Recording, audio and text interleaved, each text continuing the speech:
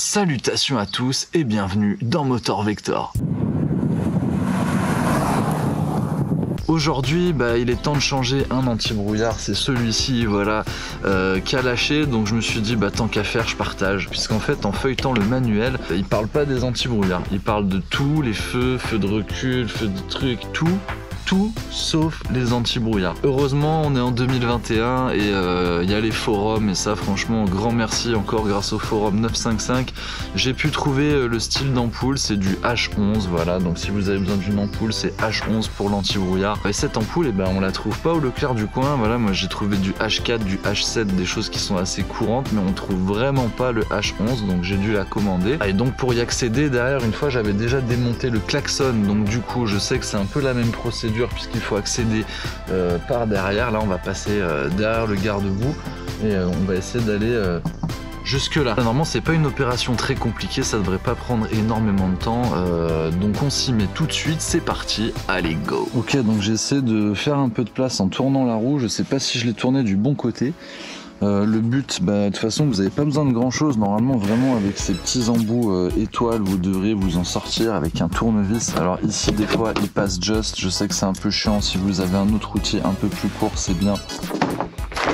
Alors, tac, j'ai un truc plus court mais je sais même pas s'il passe, sinon tu prends ta pince, voilà, à l'ancienne.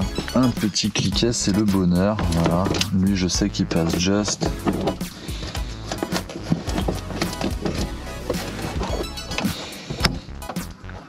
Voilà, donc en fait l'anti-brouillard, normalement j'espère que vous voyez bien, il est juste là, il est pas très loin, c'est assez easy, il n'y a même pas besoin de s'emmerder la vie en fait, hein. Vraiment juste vous faites ça, voilà, normalement vous avez 1, 2, 3, 4 vis à enlever, voilà, vous tirez un peu, hein. C'est assez easy en fait, hein. Mais ils auraient pu le mettre dans le mode d'emploi quand même, hein. Bon alors après pour enlever ça, il y a un switch ici, ouh le switch il avait là un peu mal mis tu vois. Je sais que le switch il avait l'air d'être très mou, genre pas clipsé du tout, genre voilà, là il a l'air clipsé. On va réessayer. Tu vois ça m'est déjà arrivé sur le klaxon, je vous le dis, hein. Vraiment il y a des fois faut pas chercher. Alors qu'est-ce que ça dit? Alors on allume. Eh il n'y a plus d'erreur.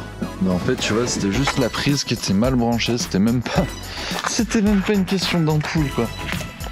Voilà, et ouais. Voilà, ça c'est vraiment le truc débile.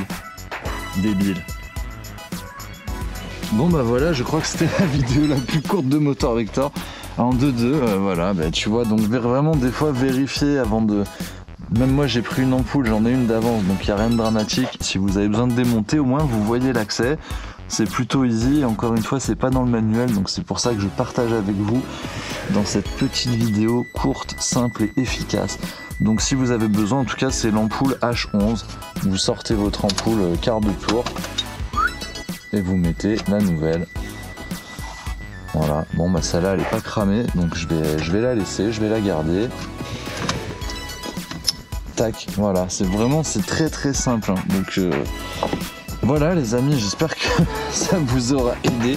N'hésitez pas, voilà, n'ayez pas peur si jamais vous vous dites merde, j'ose pas le faire, ou voilà, ou ça me fait un peu flipper de démonter ma caisse, mais franchement n'ayez pas peur, faites-le, vous risquez rien et au pire des cas vous perdrez une vis, c'est pas bien dramatique. Bon les amis, franchement je suis trop content.